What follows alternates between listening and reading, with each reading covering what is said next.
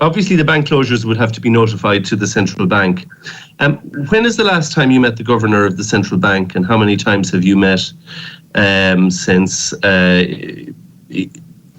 you took over the position, or how many times have you met since the pandemic started, for example? Because I suppose I'd like to understand more about the relationship between the central bank and banks in Ireland.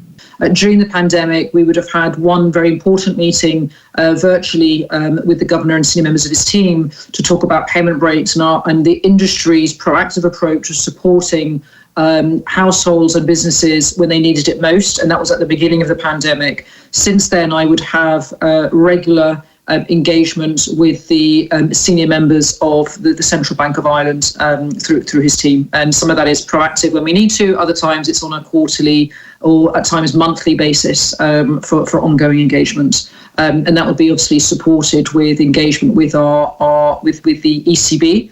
The joint supervisory team out of Frankfurt on a regular basis. So when was the last time you met the governor? So I would have met the governor virtually. Obviously, we were as part of the discussion on payment breaks at the start of the pandemic. So that would have been, I think, in April of 2020. And my engagement... Notwithstanding the bank's announcement that you're going to close 88 branches, the governor of the central bank took no interest, or was he no meeting? I wouldn't say that. He hasn't requested a meeting with you since. No, but I would have regular engagement with senior members of the central bank's supervisory team. But you haven't met the governor, nor has any meeting been requested by the central bank. I hope I've answered that, Deputy. I would have met with the governor at the beginning of April. Since the announcement of the closures.